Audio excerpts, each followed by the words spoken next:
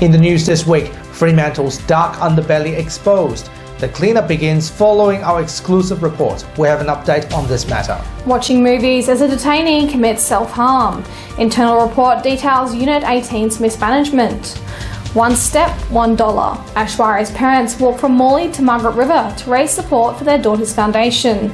And later, Dr. Andrew Miller's comment. This is The Evening News with Ivan Loon and Maliva Thorne. Good evening. We begin tonight with new developments on the issue of drug abuse hotspots in Fremantle City, which was exclusively uncovered by WAMN News. This followed local businesses and residents revealing a no-go zone in the city's shopping areas where addicts fulfilled their cravings, as needles, condoms, feces, graffitis and other undesirable filth have been piling up. WA Premier Roger Cook reacted to the report, stating the situation is unacceptable. Well, that antisocial behaviour is just unacceptable, and we're working with the police and obviously local authorities to make sure that we provide great amenity for people. People go to places like Fremantle, like Perth, to be entertained, to enjoy themselves and to enjoy the great culinary and pub opportunities that are on offer. And that is the reason why we increased our police presence in these entertainment precincts. We also have now our entertainment precinct prohibition orders, which will allow the police to exclude people from these areas if they continue to undertake antisocial behaviour. And we need to make sure that that the police have the resources they need. All those things are in place, and we're working with police to eliminate or minimise antisocial behaviour. Should there be swift action to clean that place up, because it's just a public safety? Well, I'll leave that up to the local government authority to respond to, but obviously we expect public safety to be a key element of the way we look after all these areas. Well, tonight I have some good news for you. The City of Fremantle, WA Police and Shopping Centre Management have taken action on the matter, and the area has been cleaned up.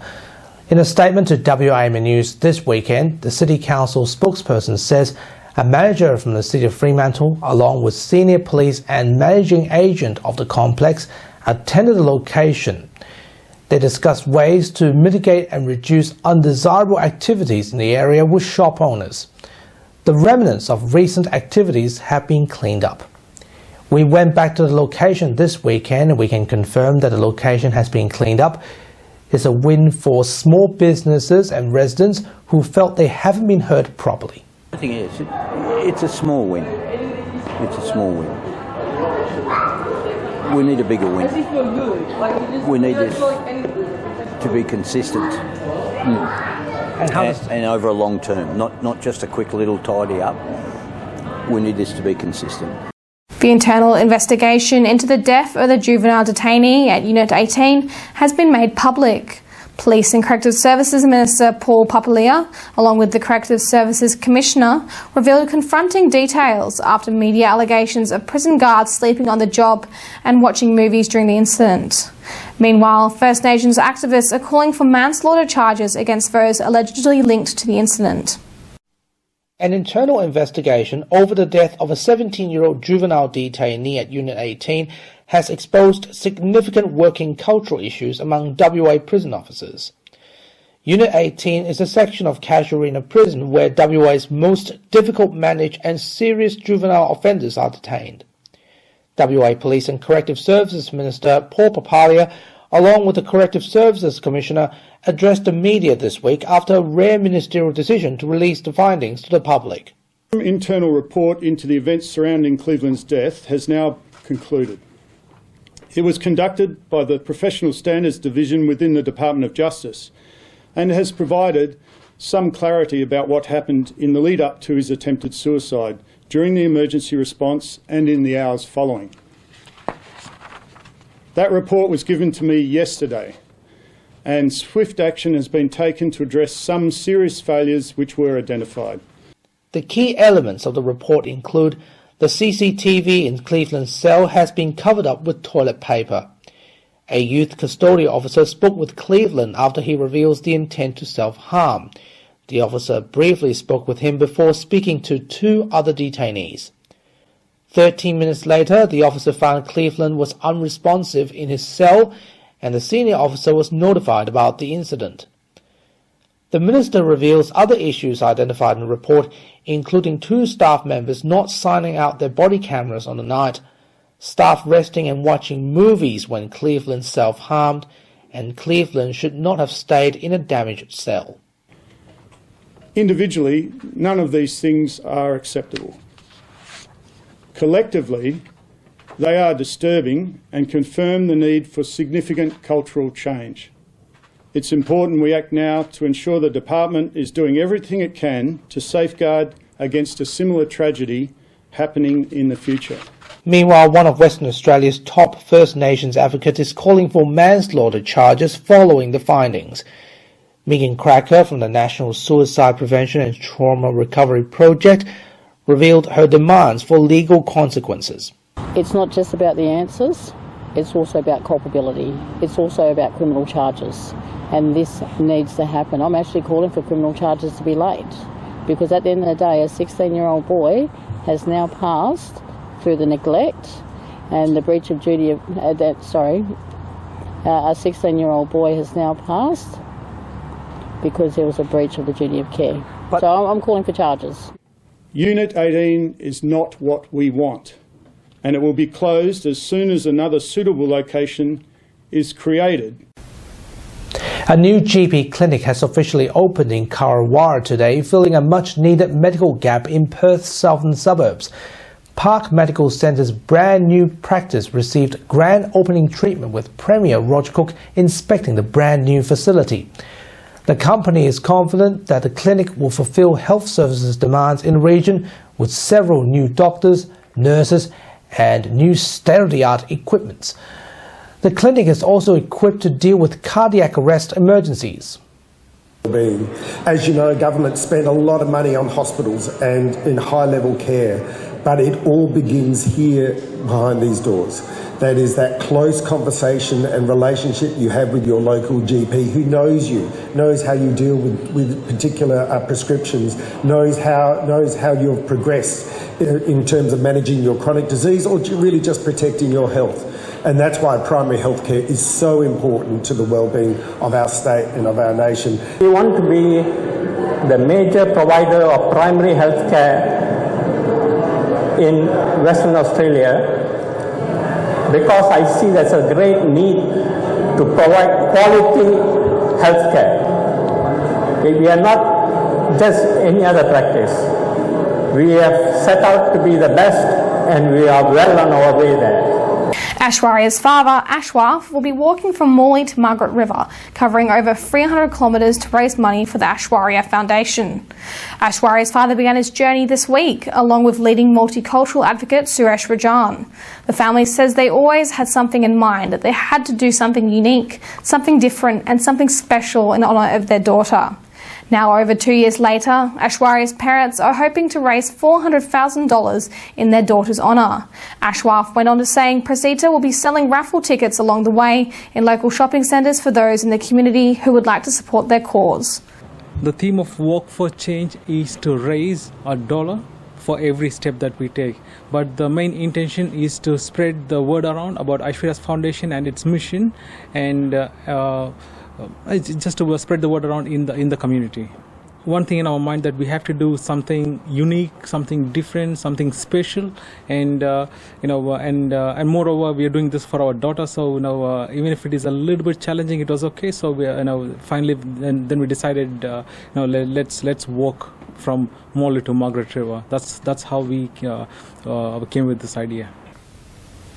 Western Australians are feeling more financial pressure before Christmas following the Reserve Bank's decision to raise interest rates by another 0.25%. The latest increase has pushed the cash rate up to 4.35%. And Leonard Nagawajadra from AA Finance Solutions joins us briefly. Leonard, this is not good news for families and first home buyers. That's right. It is a very disappointing news, especially when Christmas is just around the corner.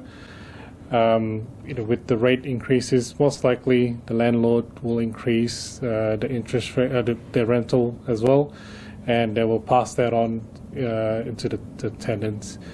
But the good news is, if you are looking to buy, there is still a lot of government scheme available out there.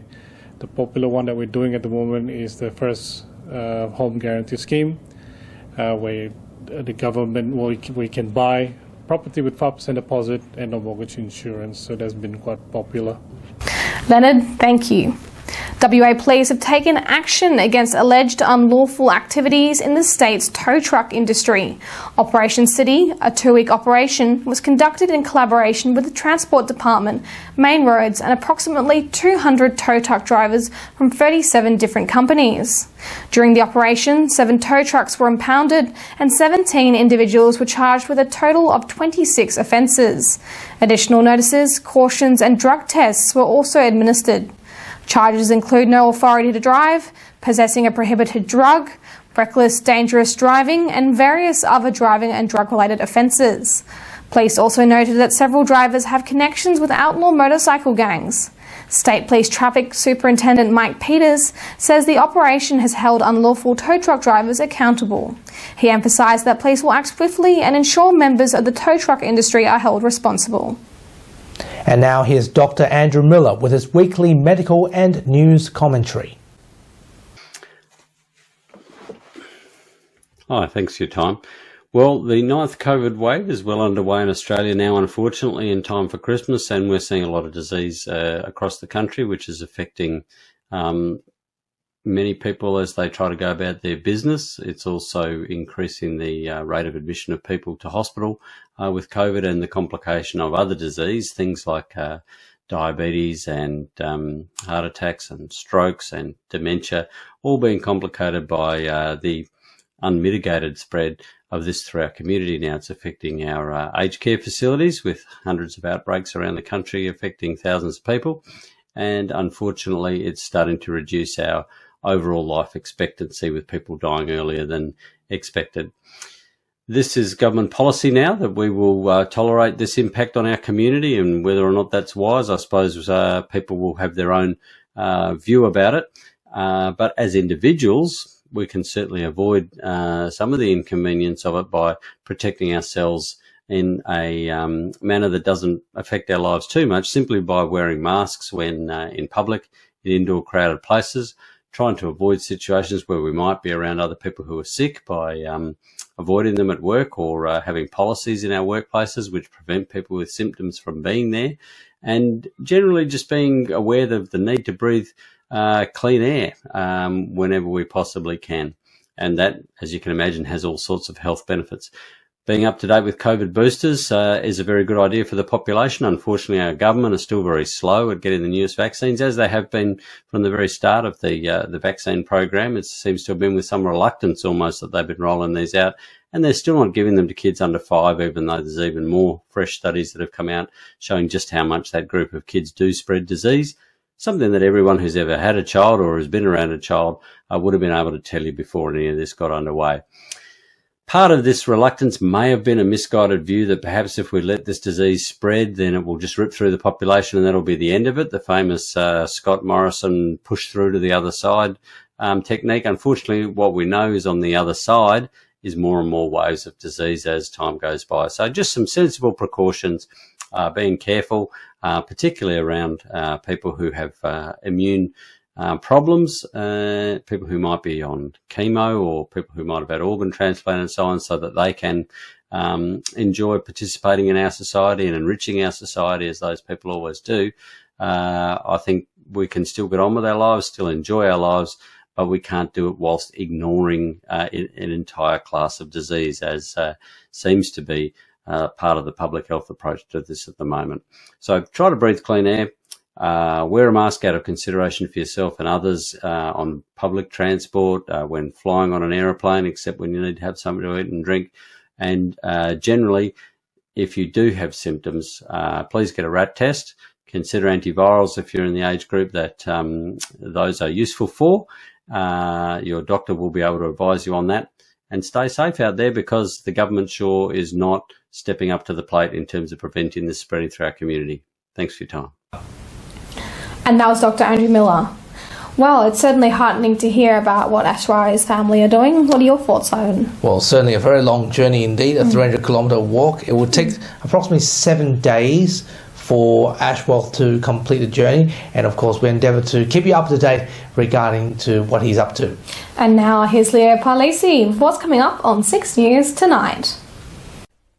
Thanks guys. On 6 News, 2 babies die and dozens at risk in Gaza hospitals surrounded by Israeli tanks and left without power, while Netanyahu again rejects calls for a ceasefire. CCTV footage emerges at the moment. A huge fire rips through a burger shop in Melbourne, and the Optus boss set to be grilled over Wednesday's network outage. Watch live whenever you want on our YouTube channel and our website 6newsau.com. For now, it's back to you.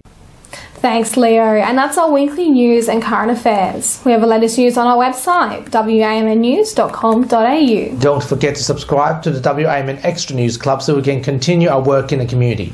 Full details on wamnnews.com.au/news/extra.